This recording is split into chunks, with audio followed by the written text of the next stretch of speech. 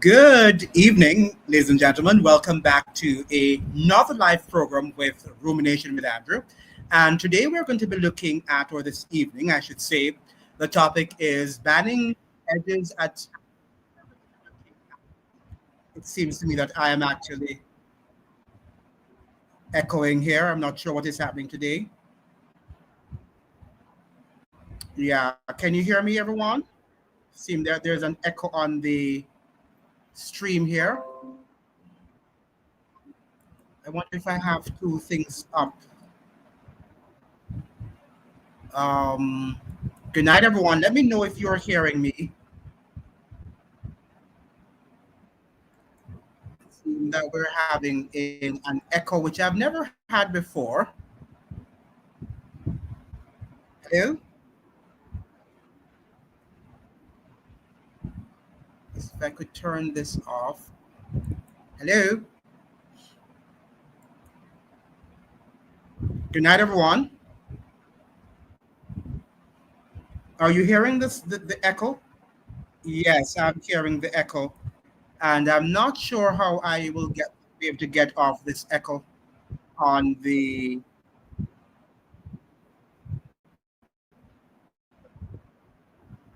Oh,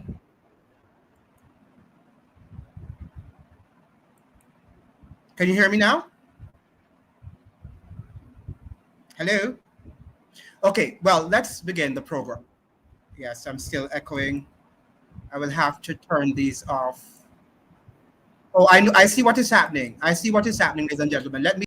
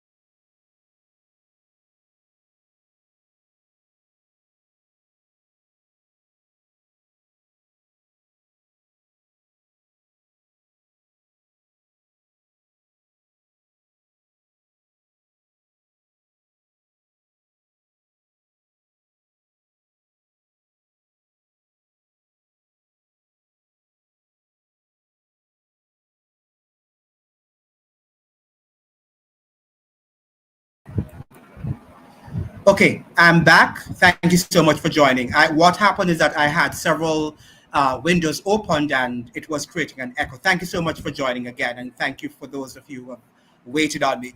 Now, today we're going to be looking at, and I closed a lot of the streams, a lot of the windows I had on the program. We're going to be looking at the whole matter of the topic, why has St. Andrew High School banned this whole concept of edges in school? And I had an article up here, but I seem to have lost it from Dana Dixon. That's Dana Morrison Dixon, who was addressing the problem. But before we go into that topic, let's look at the whole matter of what is happening in the U.S. I saw this on the Jamaica Observer. U.S. threatens to revoke visas of foreigners praising Charlie Kirk murder on social media. So, those of you who are aware that Charlie Kirk was actually murdered, and of course, it has created a storm in the U.S. and people are talking about the whole matter of free speech. Now, the U.S. State Department's number two on Thursday threatened to strip visas over online support for the killing of right-wing influencer Charlie Kirk, encouraging internet users to flag foreigners' posts. In light of yesterday's horrific assassination of a leading political figure, I want to underscore that foreigners who glorify violence and hatred are not welcome visitors to our country, Deputy Secretary of State Christopher Lando wrote on X. So that is interesting, ladies and gentlemen, that we are seeing now that the U.S. is, anything that you do, you can be, your citizenship can be withdrawn or your visas can be withdrawn, right? What is really happening in the United States in terms of freedom of expression, freedom of speech? Now, we don't condone violence. Of course, we should not be condoning violence, and we don't on this program. But should you be revoking visas from people who are expressing their opinions, right? Something that we have to think about and we have to contemplate. Now, let's go to the topic at matter. The whole matter of banning edges in school. Now, for a long time, we have had situational problems in our high schools where the lack of discipline is a problem in many of our Jamaican schools. In fact, many parents as well as teachers have been complaining sometimes about the indiscipline that is, ubiquitous in Jamaica's school. And we don't want less discipline, if you should ask me. We want more. Now, should we have, as it were, a situation in which, parents and, let me just open this article here, parents and other caregivers they do not have some form of autonomy in the system, in which teachers can do whatever they want to do, administrators can do whatever they like. No, we should have some amount of responsibility in schools, and parents ought to be involved in their children's education, right? So we're not going to deny that parents should not have a say, they shouldn't have any autonomy. But so do administrators and teachers. They ought to be given the autonomy, the responsibility of taking care of the nation's children. Now, I was very pleased with the Minister of Education, that is Dana Morrison Dixon, and she says here, this is coming from the Jamaica Observer, amid heated debate over the reinforcement of grooming rules at the start of the new school year on Monday, Education Minister Dr. Dana Morrison Dixon has pledged the support of her ministry to administrators of schools as they enforce discipline. She's saying here, addressing the launch of Shortwood Teachers College's 140th anniversary celebration on Wednesday, Morrison Dixon argued that due to a great lack of regulation in many Jamaican homes, discipline must be maintained as an irreplaceable pillar in schools. So what she's saying here, in many of our Jamaican schools, there is a lack of discipline. All right. So because there is a lack of discipline and there's not proper coordination, and then we used to have back in the days where the church, the school, and the home were interconnected. And what one did not do, the other did, or they work collaboratively.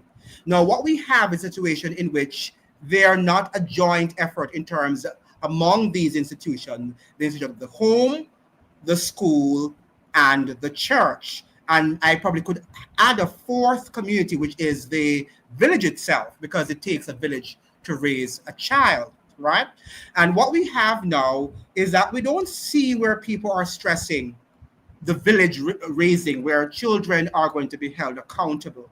What we're hearing now in today's conversations are that students have a lot of rights, right? So we are giving students a lot of rights. Are you hearing me well? Please let me know if you're hearing me well. Yes, we're giving our children inordinate levels of rights where they can do whatever they please because they just have the rights.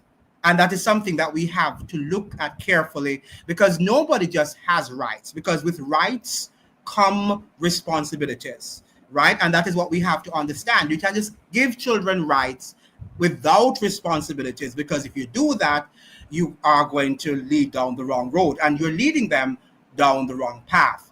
Now, school is not like when I went to school. That is what Marshall Dixon is saying. Or when you went to school, it is very different. We have our children coming to school from homes where nobody cares to teach them how to be a good citizen. Nobody cares to instill discipline in them. They're not getting it in the home. They're not getting it in the community, said Morrison Dixon. So she's saying that there is a lack of community building and community agreement in terms of disciplining our children. And the whole, stress and strain is left on the children. Not the children, but the school, I should say. And that's the teachers and the administrators who have to, wind up disciplining our children. Now, how can we leave what should be a primary parental responsibility on teachers? Now, the responsibility of teachers really, their responsibilities lie in teaching. That is what they do, to educate and to inform and to enlighten the minds of your children. They should not be there to discipline in some aspects in terms of grooming. Grooming should be taught at home in terms of what does it mean to be properly groomed. And this is something that we used to know when we were going to school. Now, when I was going to school also, Jamaican schools were strict, have always been strict in many ways. However, and many of us did not like the discipline that we received in homes, and many of us received in the school system. But we understand that these people were adults, didn't we? And sometimes we rebelled, but we also knew that when we rebelled, we are going to consequences follow. Right, we are going to get a conduct mark. We are going to be placed on, some disciplinary, some disciplinary action will be taken. Either you're going to remain after school and clean up the canteen, the cafeteria, right? And you accept that responsibility, even for coming late to school, right? These were things that we knew the principal and the teachers had the right to do. They had the right to correct our students. Can you hear me? Are you hearing me, everyone? Let me know if you're hearing me. Am I being heard? Can you hear me, everyone? Okay, I'll continue. So what we have in our world today is a situation in which we have given our children the rights without any responsibilities. And if they don't have responsibilities, then how are they going to grow up into responsible men and women who are going to be leaders in the future? Now, when we think about teaching also and administrators like the principals, they are your second, they're your second parents. Parents, you have to understand when you send your children to school, you're sending them to their second parents in some respect. All right, you are the first parents, of course, because you are the ones who brought them into the world. Parents I'm talking to. But the fact of the matter is, when they go into the schools, you have sent them there for how many hours? Some of them are going to school, they leave home, most of them at 6 o'clock, 5 o'clock in the morning, and many of them don't get home until 3 o'clock, 4 o'clock in the afternoon. So they've spent most of their time away from home at school. All right? So how are we therefore going to behave as if the teachers do not have some amount of autonomy in terms of directing their paths and helping them to understand what discipline is about? Now, when we look at excellence in Jamaica, we can say that St. Andrews High School for girls, Westwood High School, the Woolmers, boys and girls, the Monroes, the Hamptons, right, the Manchester High Schools, and all of these schools have maintained excellence. right? It's very rare that you read the papers after the CXC results have been issued, that you don't see St. Andrew High School for girls in the top 10. Well, I've never seen them not being in the top 10, right? It's a top tiered school in Jamaica, right? So it's good for them to have discipline. And one of the things we also must understand is that if they don't like what they're getting at St. Andrew High School for girls, they can go to another school. They have the freedom. That is not where freedom lies. You don't like the discipline at St. Andrew High School for girls, then you go to another school that is more lenient, that will allow edges to be done in schools. But to suggest, therefore, that, St. Andrew High School doesn't have the autonomy to say to its students that, we don't accept edges here, is ridiculous. And why did this make international news? Why do you think, ladies and gentlemen, that this news was so global in terms of Americans that are speaking about it, maybe other nationalities, but it was really widespread in the United States? It was also spoken about on the Breakfast Club in the United States, which is a podcast viewed by hundreds of thousands of people around the world, particularly in North America. Why? Why has this school gotten such a global appeal and recognition in terms of, maybe I should say, notoriety in the fact that many people are suggesting, particularly Americans, that the rules were a little bit too much, for them to understand and to comprehend. And let us talk about the whole matter of culture, right? Because that is what we need to understand. That Jamaica has a distinct culture.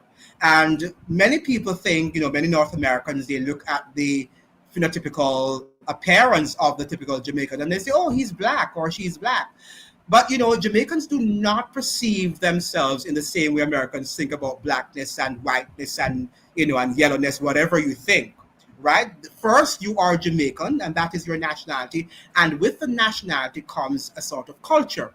So the Chinese Jamaican considers him or herself primarily Jamaican and not necessarily Chinese. Of course, he or she understands that he or she is of Chinese descent. The same thing with the Arab Jamaican or the Syrian Jamaican or the European Jamaican. So we don't walk around and, and attach these, brands to our names, suggesting that we are, you're Italian Jamaican or you're African Jamaican or you're, Iranian Jamaican. No, people don't do that. All right. They describe themselves. So when we're thinking that it's a black culture, and it means, therefore, that anything goes. And this is something that we need to understand. And as someone who was taught in the United States, when we talk about black culture, we tend to think that anything that we want to endorse, even when it's a debased form of culture, it's African. And because it is African and we want to endorse it, then we say that it is okay. And if you don't put your, if you don't agree with it, it means therefore that you're anti-black. So for example, to wear edges, many of the arguments, they were suggesting that, okay, Jamaica is a predominantly black country, it's African, so we should, the girls at St. Andrew High School for girls should be able to wear that. But are you a student there and do you understand the disciplinary challenges that they have at that institution? Now, I was listening to this particular old girl at St. Andrew High School for girls, and she was suggesting that, one of the reasons, and she has her daughter there right now, one of the reasons why the principal decided that she would ban edges at the school was that, for example, during lunchtime, during any regular breaks, including after school, the girls can't get any space in the bathroom because the girls are there forever in the bathroom trying to put the edges and trying to refine the edges so that they can leave and go out, leave school. Because their understanding is that it has to be done a certain way for them to have this sort of, beauty look, whatever it is. Can you hear me, ladies and gentlemen? I wonder if they're hearing me. Please let me know if you can hear me. Yeah, good. Right. Thank you so much. Right. So they're suggesting that they can, that the principal decided to do that because the girls were being distracted. by this going to the bathroom constantly and trying to refine this edges that they have. Now, why do you send children to school? Do you send children to school to be at a fashion show, or do you send children to school to learn? This is what we have. This is the question we have to ask ourselves, right? And that is what they were doing. All right. That is what St. Andrew High School decided to do. That their primary reason, they wanted to assure the girls, they wanted to confirm to the young ladies at St. Andrew High School for Girls that you're here to study and to learn, and this is not a fashion show. Okay, so this is nothing that should be gaining media attention. In fact, we should be supporting St. Andrew High School for Girls and the decision that they have taken. And why? Because the school has produced excellence throughout the years. Now, many of us think that excellence is produced just by, because St. Andrew High School gets very good girls and, they're academically gifted. But the fact is that even though they're academically gifted, they need the discipline to be able to help them to maintain that academic excellence. Many people, for example, when Usain Bolt was on the track, remember Usain Bolt? People talked about because he ate yams and all of the nonsense that people talked about. Yes, Usain Bolt was naturally gifted. We can agree with that, can't we? Yes, we can agree. But of course, remember his coach talked about sometimes Usain Bolt was not disciplined enough and he had to, discipline him. He had to ensure that he's always on the track doing what he's supposed to do, right? Because it takes discipline to produce excellence. It takes discipline to produce excellence. And Usain Bolt, we understand, loved to party, and he still loves perhaps to party. And his coach had to be behind him. No matter the natural talent, the raw talent that he had, but it had to be honed. It had to be harnessed. And this is what St. Andrew High School for Girls is doing. Now, many of us as adults understand, for example, that we work at different places. You might be, some of us are, nurses, doctors, lawyers. Some of you are working for corporate Jamaica, corporate America, corporate whatever, schools that you're working for.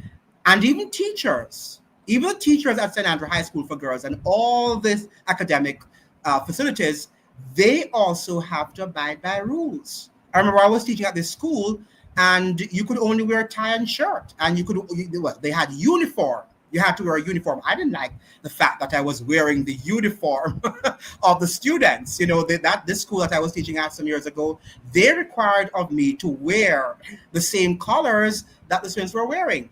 And I was like, why should I be a teacher and look like a student in terms of wearing the same colors? But that is the rule. That is the rule of that institution and the culture in which I was teaching.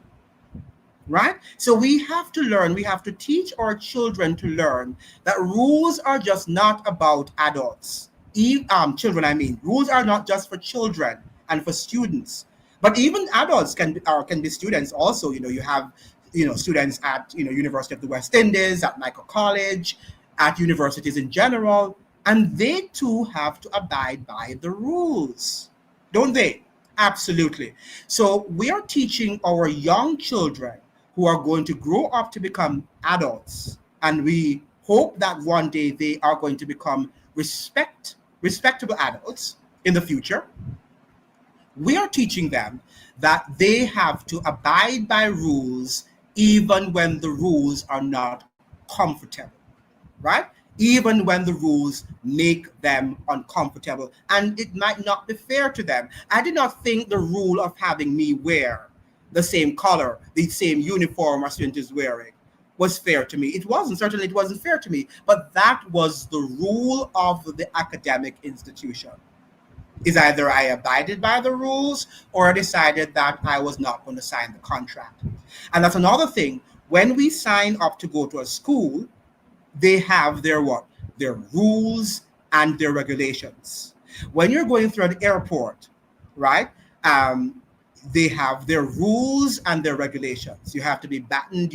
Lots of things that they do there that you're wondering why in the dickens, why on earth are they doing what they're doing and searching you and all of what they do. But that's their rule. Either you are going to travel or not travel.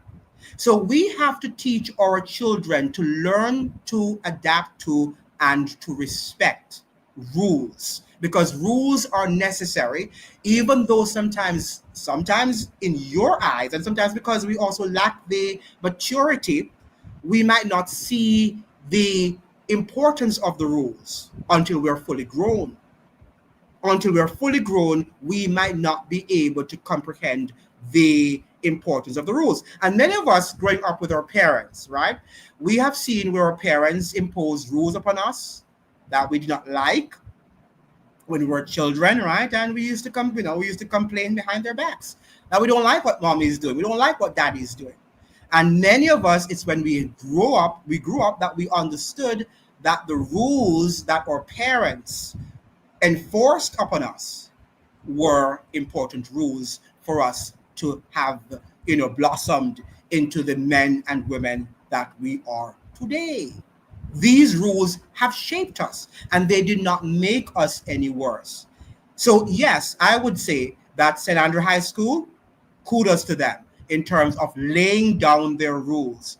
Children must understand that everybody, all institutions have rules, and rules must be obeyed, even sometimes, as I'm suggesting, when they do not make sense. Once they're not hurting you and they're not beyond the law, right? And there's nothing so outrageous for somebody to say, don't wear edges, or don't wear baggy pants, or you must attend school on time.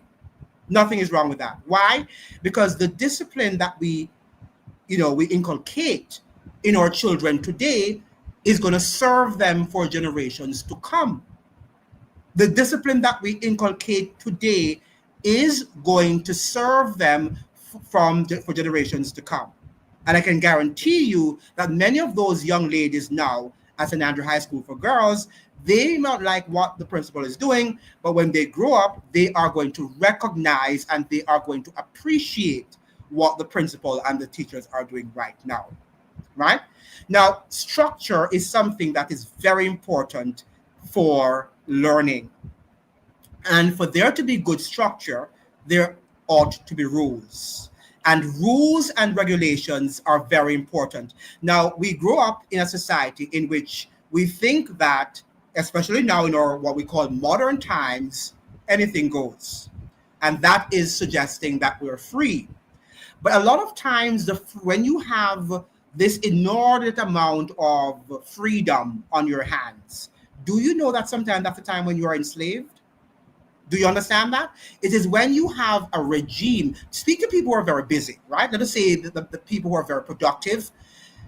You might think that, wow, they're doing so many things at the same time. When do they find free time to go and party and to enjoy themselves, right? Many of you are not enjoying yourself. The people who don't have anything to do and they have all the freedom on their hands, right? And they think that they're free because they have this inordinate amount of freedom to do whatever they want. Many of them are not happy, and they would have preferred to have had some level of structure. Structure is important, and this is what the St. Andrew High School for Girls is inculcating in the young ladies there. Nothing is wrong with the rules. It's not going to hurt them.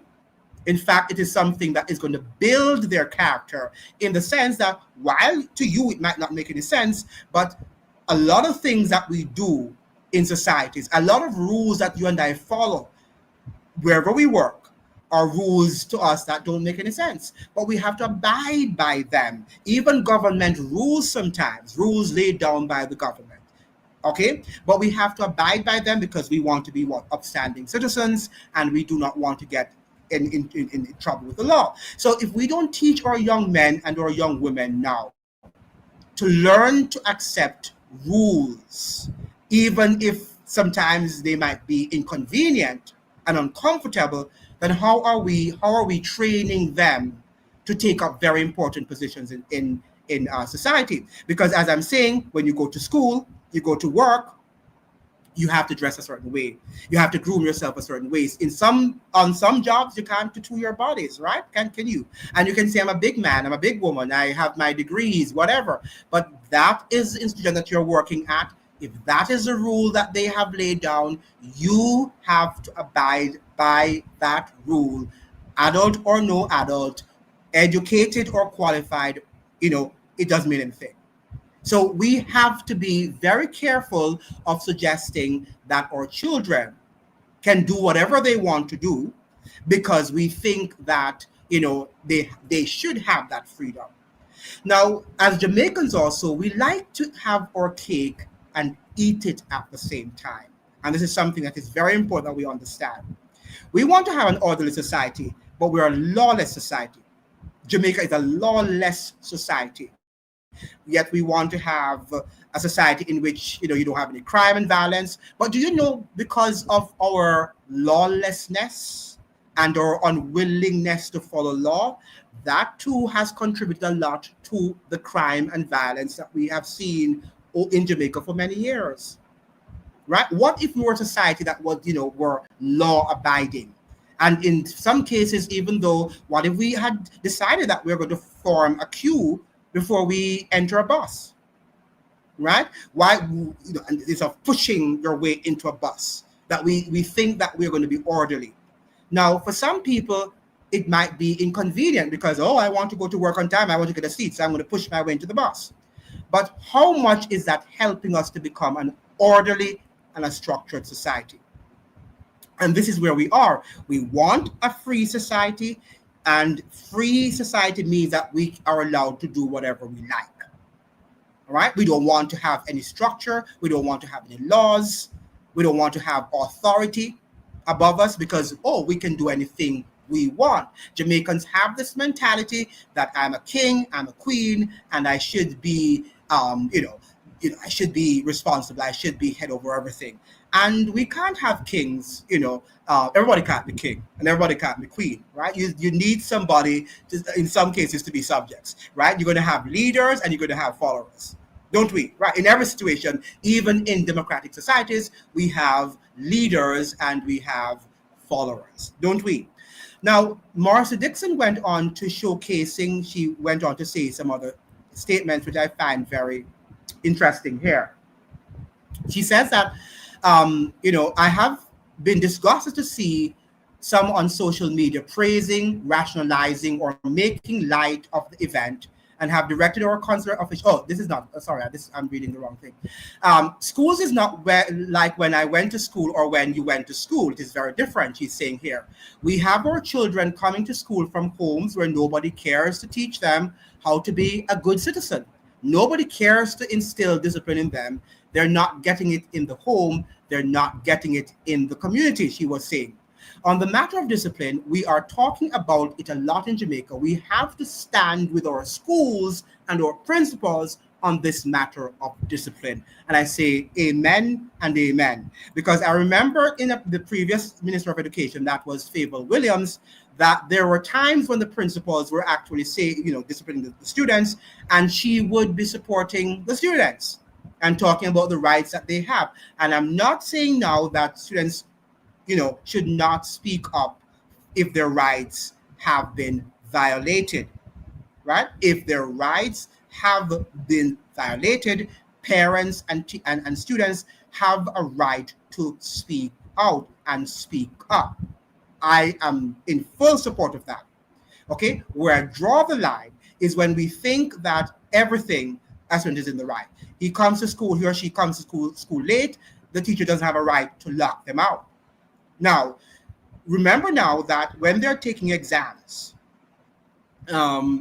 sometimes in some cases, if they're late, they're not going to be able to sit the exam, right? When you're running for a plane, to take a plane, if you're late for your flight and the plane has left you, goodbye, and you're going to miss your money. You could say, oh, it's my right because, I paid my, airfare, and why are they now keeping my money and I'm not going to get the flight? I have to go and purchase another flight because I was late. Because you were late. You were late, and there are rules that govern flying. And one of them is showing up on time. And if you don't show up on time, the plane can leave you, and you can't barge it and say, oh, I'm going to Miami and I need to, you stop the plane or stop whatever you're doing and get me on the plane. It doesn't work like that. right? So we have to teach our children now from they are young. And there are times when we believe that the children are going to be taught when they're 15 and they're 16 and they're 18, or when they're adults, they're young adults. No, the majority of their character formation is going to be honed, do you know, from 7, 8 years old? Many people don't know that. They think that your character formation is formed, at 11 and 12. No. And parents should understand that as well as teachers. Am I being heard? Can you hear me, everyone? Please let me know if you can hear me. I think that I'm not being heard. Can you hear me well? Those in the chat, can you tell me if you can hear me well? Say yes or no. Okay. Yeah, I just feel like I don't know why I feel like I'm not being heard on this live. Am I being heard? Hello?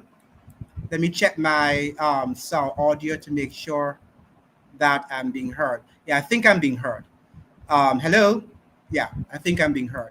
Yeah, okay, right. So what we're saying here is that we have to inculcate the discipline in our young children's minds now and in their behaviors. We have to shape their behaviors to let them understand that everything in life is not fair. So it might be that you had a death in your family, and that's why you could not have shown up for the airline and the airplane left you. But that is the rule, and there's nothing. Nobody's going to be sorry for you about the loss of your mom or the loss of a loved one. You just didn't show up for the plane, and that is it, and it's gone. And you'll have to, rearrange another flight. So this is a whole concept. This is a whole concept that we're trying to instill in our children, to let them know, to let them understand that they have to have discipline. They must respect rules, because rules are at the foundation of any institution, of any society. Because if without rules, you won't have any order. Okay, you won't have any order. And Jamaica is really an orderly society. So we should be thanking St. Andrew High School for Girls, the Westwoods, the Woolmers, the Monroes, and all of these top schools in Jamaica who have tried and to inculcate the right values and attitudes in our children. You might not agree with all the rules. I remember one of my cousins years ago was attending Westwood High School in Jamaica, another very excellent school in Jamaica. And she was among her friends, some of her friends, and they were having lunch in the cafeteria, I thought. And for some reason, they laughed out too loudly. And the girls decided that they would blame my cousin, right? And for a week or two, my cousin was disciplined because she laughed out too loud in the cafeteria. It wasn't a proper, it was in the administrators, Mrs. Logan, so then Mrs. Logan, who was the principal at the time, in her eyes, that wasn't a ladylike. It was not the deportment of a lady to laugh in a raucous manner. So she was given a conduct mark in which she had to, sweep or whatever she had to do 2 weeks, and she came home very late in the afternoon because of that. Did her parents like it? No, they didn't like the fact that she was, treated so harshly for just having a laugh, and that the principal was, saying that this laughter was not the laughter typical of a lady. But they complied because they're saying that she's the principal, she has the autonomy, right? And all throughout the years, these schools, the Westwoods, St. Andrew High School for Girls, the Immaculates, all of these have produced excellent students who have graduated and taken up their positions, their places in the world, in Jamaica and in the world at large. So why are we against? Why are we fighting against what St. Andrew High School is doing? Now, I also want to talk about, let me just share a few aspects before I go into that the minister is saying here. So she's saying our schools have become something different. Our teachers are becoming the parents. Our teachers are often the ones, not just the guidance counselor, taking on the role that the family should have taken, said Dixon Morris. Now, why is that so? Why has the school got to take on the role of a parent? Why do you think Morrison Dixon is suggesting that? Why aren't parents, why aren't our parents or the parents of these children fulfilling their role? What do you think? What do you think? What is contributing to our parents being, shirking their responsibility or their responsibilities in not educating, training their children? And another thing I should say as I talk about training, the children are not sent to school only to learn and to learn academics and for teachers to educate them, but they're also there to be trained. To be trained, and a part of being trained is also understanding rules, deportment, being on time, not dressing sloppily, grooming well, speaking well, right? Now we're in a world now in which, when I was going to school, your English teachers would talk about if you speak and you make a grammatical error. I can't remember what they used to do, if you do that or whatever. Now we are living in a period, in an age where people are going to say, oh, he's discriminating because the person who speaks the Creole or who has mastered standard English, it means therefore that person is going to make a mistake, and then that person is going to feel inferior and a less off. Now, nothing is wrong if you feel inferior among your peers and you're in a learning environment. Nothing is wrong with that. Mathematics, you're doing a math, right? And there are people in the class who do math better than you do, right? And do you feel inferior? I don't think so. You just think that person is brighter. In the same way, if your teacher is insisting that the students speak grammatically correct, you can't just be saying that the teacher is discriminating because there are some who are coming from homes. Now, if the teacher attempts to shame the student by saying that the student is dunce and is inferior, right, and compare the child to another, bright spark in the class, then that could be said. But we are in a world now where everything, when you're correcting something that needs to be corrected, it means therefore that you are showing discrimination. You're displaying discrimination. Why? Why are we behaving like that? Why are we encouraging our students to do whatever they want to do? Now, what society are they going to grow up and become a part of if we continue in that sort of vein? I think these are things that we need to ask ourselves. Okay? Now, so Morris Dixon is very clear. It is not easy being in our schools or in our classrooms. It's very difficult. Our schools have to be seen as places of re-socialization because our children are not learning it at home. And so we have to be strong. Added the education minister, who has faced some criticisms over the ministry's stance to just oppose schools locking out students who breach their dress codes. Right? So she's saying here, since Monday, there have been reports of students across the island being locked out for breaches of rules governing hairstyles and dress codes. In response, Morrison Dixon reiterated the ministry's stance that no students should be locked out of the school compound and should instead be permitted entry, and where there are matters related to possible grooming infractions, these should be discussed and addressed in collaboration with the parents to ensure compliance. But as she's suggesting here, and the teachers will tell you, many of these parents are not complying, right? Well, I'm sure perhaps at St. Andrew High School they might be, right? But for the most part, in many of our schools, the parents do not lend their support to the administrators and the teachers, right? We are living in a period, a time and age where people think that we all are in charge and everybody is a big player in the grand scheme of things, right? So parents send their children to learn and for the teachers to discipline them and for them to educate them, right? Now, what about gone are the days when in Jamaica, well, this was extreme though, we don't want to go from one extreme to the other, when the parent would go to the teacher and says, only me I miss, only me I, you can beat him or you can do whatever you want to do with him or her, right? Just save him. Remember that? Those were the times where that was an extreme. And I don't think they meant it that way. I don't think they were literal because, if they'd done anything to their child, they would be the first ones to beat on the teacher, right? but the message was there, relayed properly, that they were trustful, that the teachers had the competence to be able to train and inculcate discipline in their children. Now, we have long passed those days where we don't want our children anymore to be, what should I say now? We don't want them. We don't trust our teachers anymore. We don't trust our administrators. Why?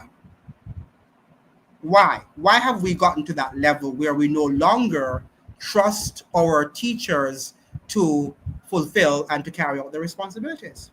Why do you think so? Let me hear the chat. Why do you think parents now are showing that level of bitterness towards educators? Why do you think they no longer work in collaboration with the teachers at school? Why? Can you let me know in the chat? Why do you think? Why do you think our parents are no longer supportive of our academic facilities or academic centers of learning? Why do you think they're on the side of children now and they're no longer complying? Or is it that, again, maybe I shouldn't blame the parents entirely, because sometimes the parents also, children sometimes can leave their home properly groomed, but when they go out, they stop on the road and they do whatever they have to do. So in some cases, that is also true, that parents might not be aware of what some of their children are doing. So we can't blame all the parents here, right? The children, when they leave school, they can police them on the road and see what they're doing and who is actually influencing their children.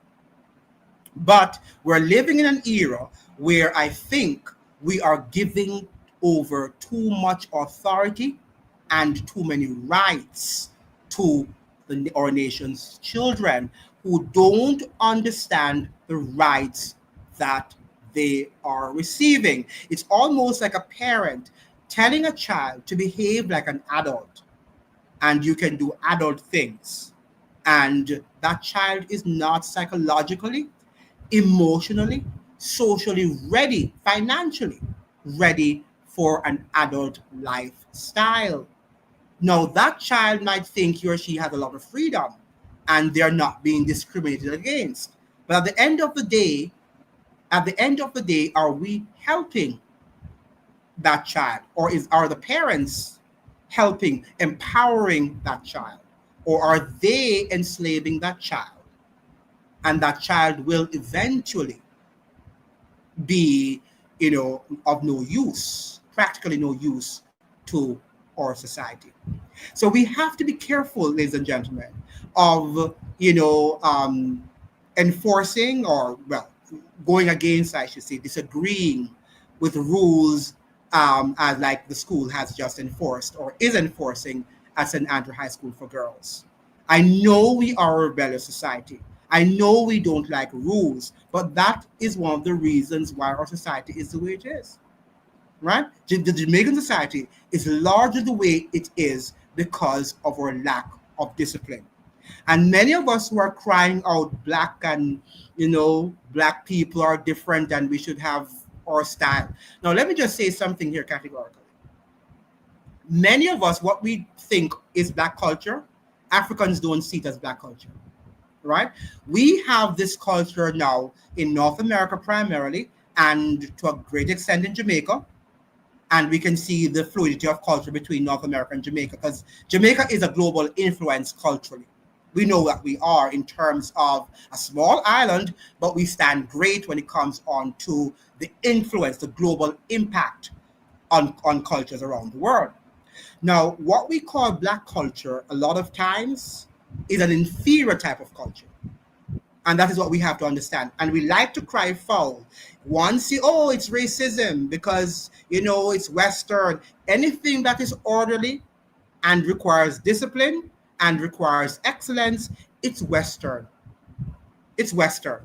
And you find that in the same thing in the United States. You go to the United States right now, and many of our black children, they have this sort of notion, this false notion that to study, to speak standard English, to work in a corporate setting, to have that sort of aura of wanting to be successful in terms of in academics is white.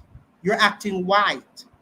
When you're decent, when you're dressing well, you're acting white. Why are we doing that to ourselves, ladies and gentlemen? Why are we thinking that everything that is debased, and I'm not saying now that everything Black culture has produced is morally debased, but a lot of what we are producing in today's world now that we call Black culture and is African is debased culture. It is a culture that is elevating us. And when you go to North America, you're seeing the same thing. The Asian students are doing better, right? And even the foreign students are doing better. Even what we call the foreign Black students are doing, in some cases better. I remember when I was, at Howard University, and both in the capacity as a student and as a lecturer. And there was a white American who said to me, Andrew, I can pass a class, a group of students, with even 50 students, she's suggesting, a lecture hall, right, in a lecture theater. And she can point to me on the West Indian students. And I thought when she said that, it was because she was racist. That's what I thought at the time when she said it to me. And I asked her, how could she do that? How would you be able to look at the class of 50 students and, and decipher who is African American and those who are coming from either the Caribbean or from Africa? And she said, just the way how they sit and the way how they are attentive to what is going on. Now, a lot of these things, reason for which people coming from the Caribbean, I'm not saying all of them because they're wonderful African Americans who have done well, and I've taught many of them coming from both private and public schools who are disciplined. But we must understand that many of the schools in North America, or public schools particularly, and that's why our Black parents, for the most part, they send their children, many of them want to send their children to private schools, or they want to send them to the best public schools within their communities. Why? Because of the structure, because of the discipline that it affords them. All right? So we can talk all we want to talk about Black culture. But if we should look introspectively, if we should take an introspective look at the system in North America, in Jamaica, we must say we are not doing well. And that is why many of our schools in Jamaica are not doing well. We like to look at the excellence, the small, crop of excellence that we have there, and say that, oh, it's Jamaica to the world, and we look at our students who have performed very well. So, and the schools also, the same St. Andrew High School for girls, the Westwoods, the St. Hilda's, the Monroes, the Manchester High School. We like to congratulate them. We like to, congratulate their excellence when they've achieved them. But we don't like to support the process. There is a process, ladies and gentlemen, when we're thinking about excellence. And that process includes rules and regulations. And that is where I think we need to draw the line. We need to support our teachers. We need to let them understand that, yes, we are supporting them because we are seeing in Jamaica and worldwide a breakdown in Black excellence. If we want me to use that word, we're not seeing the Black excellence of yesteryear. We're not seeing where our children are, want to be scientists for the most part. They want to be linguists. They want to be intellectuals. What we're seeing, many of them, they just want to be, fashion, in fashion and all of that stuff, because that is what is sold to us as Black culture. Things must be cool, this sort of cool culture, and it's not coming from Black people. If you look at where what we call Black culture is coming from, it's coming from the Jews and a lot of the people that you say is in the white people. So we are destroying ourselves when we are sold a culture that is destructive, that has been watered down by white people, given to us, sold to us as Blackness, as a Black culture, and then we end up following, think that, wow, that is true. So the hairstyles and the way how we dress ourselves, the way how we speak, right? All of these things are not showing that we are serious about excellence. We're not. And this is something that I think we ought to look carefully at. We need to examine and we need to congratulate the excellence that many of the schools, like St. Andrew High School for Girls, okay, are trying to inculcate in our students, right? We should applaud them, and we should not be, denouncing what they are doing. We should be congratulating them and say that they're helping to build a better Jamaica that is disciplined, that is, of high standard and of excellence, and not just one that is a cool culture. That's because we're selling to the world. Jamaica is selling this cool culture to the world, thinking that that is what makes us famous. We're cool. This dancehall culture and anything goes, right? That is what we are selling to the world. Now, which country in the world?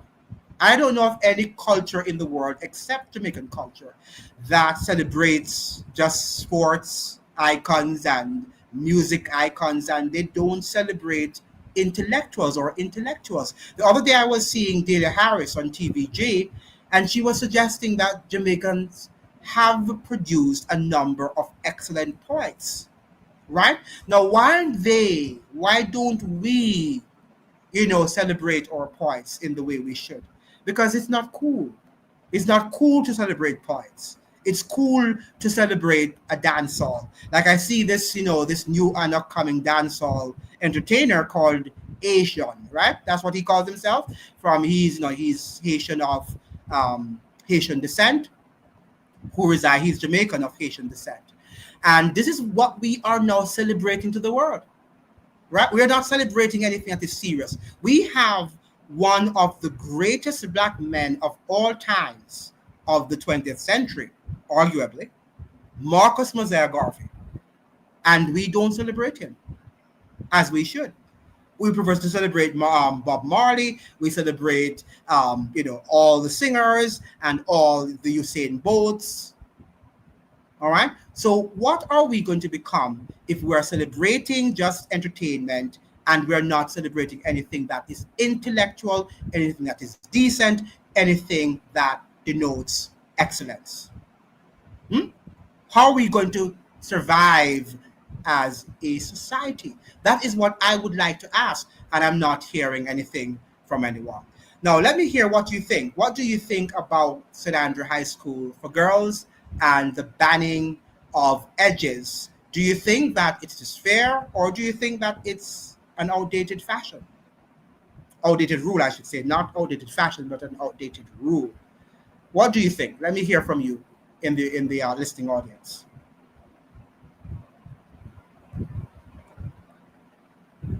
What is your opinion on the matter?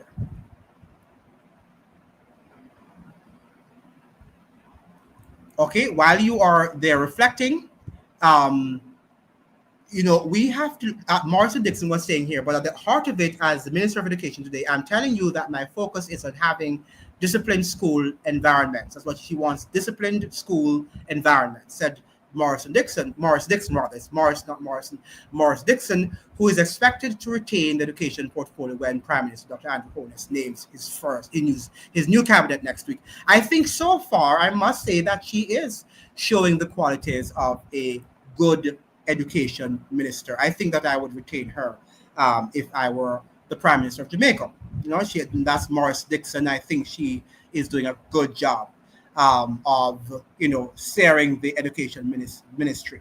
Now, she, of course, her perspective is the balanced one. She's saying, therefore, that in some cases you can't send the children back home because for safety reasons, you might want to find a spot where you try to give them something to do, that they will never come back to school late. Give them essays to write, make them do something that they don't love to do, and then you'll find that they'll be there at school on time every morning, right? That's the thing, that children don't like to do things that they don't like to do. So in order to avoid them, they do what they don't necessarily want to do, but they have to do it because, they want to avoid doing that which you want them to do. if you get me. So yeah, so I think that the schools should retain them. However, there are times when the kids are very, very rude.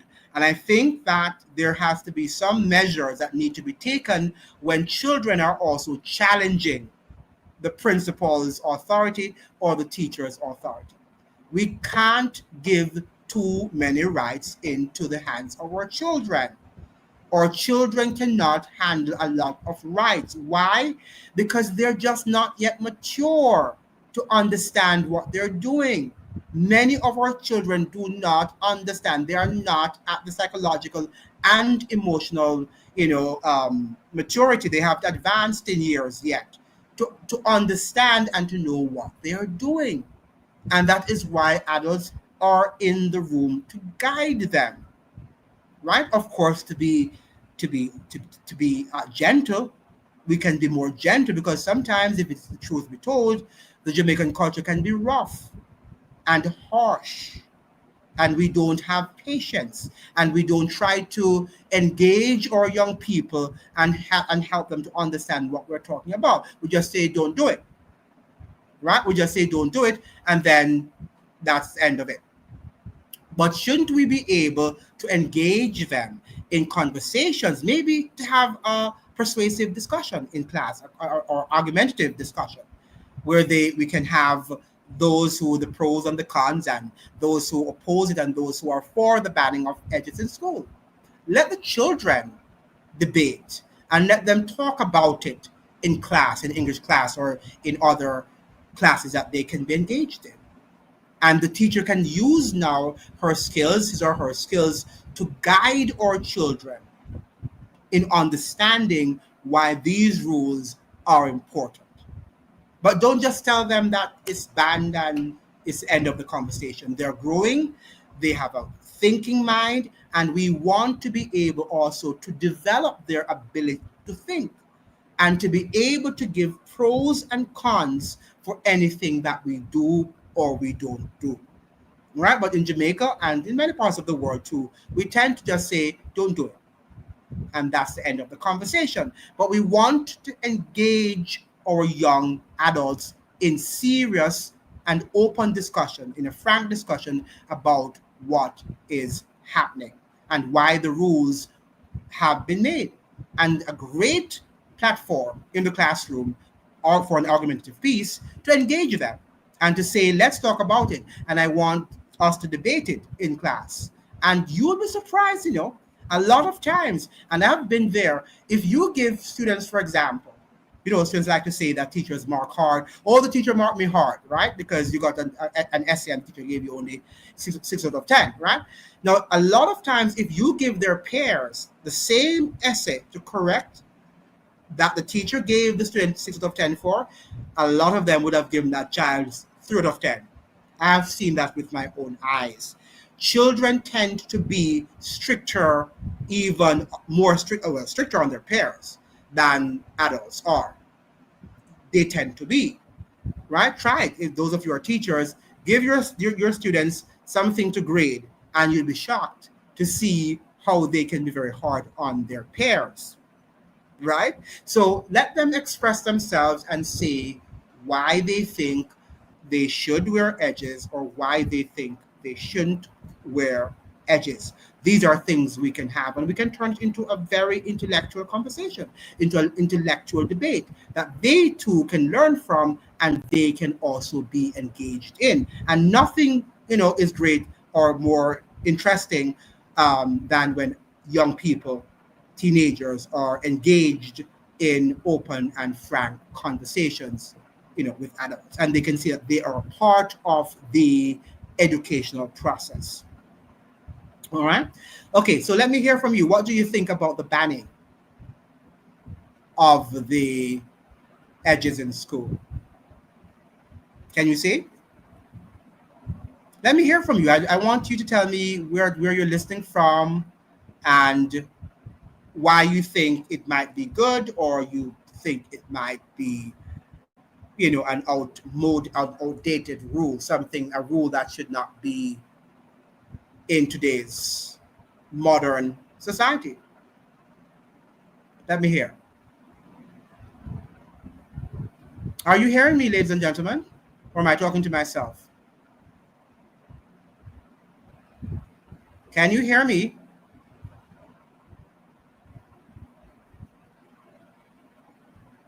Hope I'm not talking to myself. Hello? Let me see if this will be sent. Yeah, I did see. Okay, good. So yeah, so let me hear from you, ladies and gentlemen. Why do you think? Do you agree? I should say, do you agree that the edges in at St. Andrew High School for girls or any school in Jamaica should be banned, or do you think that parents should have a say before it's banned, or do you think it should not be banned?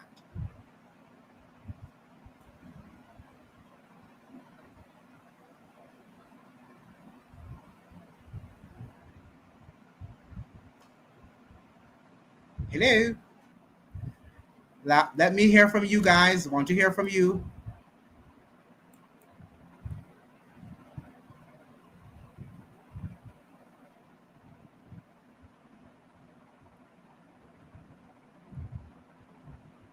Okay.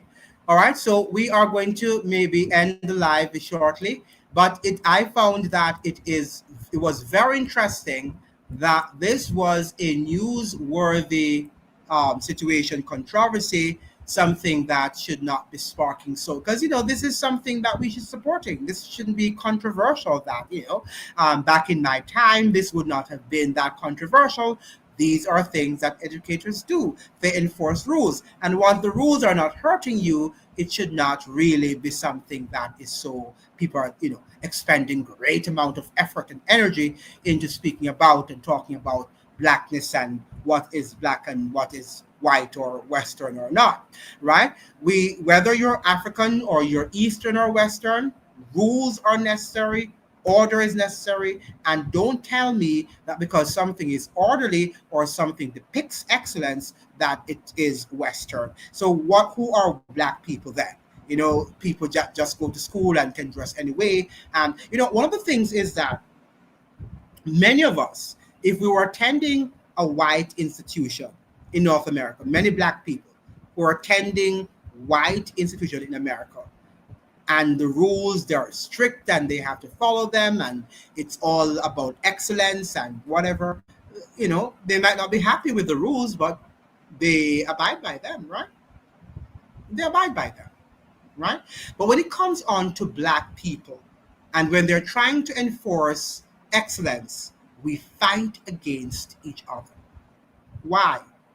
We are almost like a crab in a barrel, where we fight against people who are trying to, maintain some amount of excellence, as we are seeing being displayed at St. Andrew High School for girls, right? So to me, it's very, very interesting. It's very interesting that we do not support each other. We don't support excellence. We would rather support anything that is school, do whatever you want to do. At the end of the day, we're the same ones who, laugh up and we congratulate St. Andrew High School girls for maintaining. And if they weren't doing well, we would say, why aren't you doing well? We send you lots of girls who are academically gifted and you're churning out, kids who are substandard as some of our schools, because some of our high schools, let's be clear now, some of our high schools, even though they get good students, they do not do academically well as St. Andrew High School for girls. Why? Discipline is lacking, right? They don't have rules and regulations that ensure that order is maintained and children learn properly, right? But we want to now complain when St. Andrew High School for girls is engaged in the process of excellence. We don't like to support the process. We like to support the end result. And that is Jamaica for all of us. We don't like to support the process. It's all about the end result. The same thing with Usain Bolt, right? We just wanted to know that he would go on the thing and win, on the field and win, didn't we? Right? But we don't understand the discipline, right, that he had to be engaged in to have been able, lots of the food that he couldn't eat, right? The parties that he'd have loved to have attended, maybe the very dressing, maybe he couldn't dress a certain way, whatever. All right. These are disciplinary modes and conduct in which he had to have been involved if he were going to be successful at the sport, which he was. He just could not just get up and do whatever he wanted to do, right? And this is what we have to understand. It's the same thing for St. Andrew High School for girls. I can't see what the problem is. I can't see what the problem is, but we make problem out of very nonsensical matters. And the things that we should be talking about, the things that we should be complaining about, the things that we should be emphasizing and highlighting are the very things that we are not doing. Now, before I go here, I was looking at a piece of news coming from the Jamaica Observer that spoke to the fact that, let me see if I can open that article, which I found very interesting as I end the live here. What's his name? The leader of the opposition, Mark Golding. He was suggesting that there might have been irregularities during the election, right? JLP slams PNP over election irregularities because Mark Golding is suggesting that he's going to investigate, general election irregularities. So the Jamaican Labour Party has issued a firm rebuttal to allegations made by the People's National Party following the recent September 3 general election, accusing the opposition of casting baseless aspersions on the electoral process while refusing to confront their own shortcomings at the polls. Now, isn't it interesting that Mr. Golding was the first person, he, before the Prime Minister even said that he had won, he was the first person, he went up there and said he had conceded, right? Well, not the first person, but he spoke before the Prime Minister. So one would have thought he said that he respected the process and that he was willing to concede, even though he was appointed, but he had acknowledged that Andrew Holness had won the election. But somehow we're learning now that he is suggesting that there could have been, or there were, alleged general election irregularities. Now, that is something very interesting now that now that the elections have been declared for Prime Minister Andrew Holness. Now, we understand too, as I've been saying to you yesterday, I published a video yesterday about voter apathy in Jamaica and the fact that very few people turned out to have voted. Now, this was the article I was saying before I go on to voter apathy. Golding calls for independent inquiry, right? Inquiry into general election process. So People's National Party President Mark Golding on Thursday called for an independent inquiry into the operations of the Electoral Office of Jamaica following what he said were reports of irregularities during last week's general election, which the opposition PNP lost to the ruling JLP, which is Jamaican Labour Party. Golding expressed concerns that the general election or the general voting process at polling stations contributed to voter frustration and suppression. Is that interesting? Golding expressed concerns that the general voting process at polling stations contributed to voter frustration and suppression. But don't we have these allegations every year, right, about the process at the voting stations and who was intimidating whom and all of that stuff? So I think these allegations are not true. So is Golding now going to create a big problem, a big controversy over something that, might not matter? Or, well, I shouldn't say it might not matter, but something that he declared, was he had accepted. Is this just drama? And do we need this now at the moment? Or should Golding now be reassessing the People's National Party, trying to strengthen the party for a bid in the next general or local government election? What do you think? But yeah, these are the sort of, information I would like to relay this tonight to you. I hope that you have enjoyed, you have learned something from this live. And I look forward to sharing another important topical matter. And I hope that when you come back, you will also participate and you will engage me in the live, in the next stream. Hopefully you are hearing me, not sure if you're hearing me. Thank you so much for joining this live. If you have any questions before I go, please let me know. I'll give you about 2 minutes to ask me any questions that you might have that we could share in the live before we exit. Thank you so much for joining the live. I'll see you in another live. Ciao.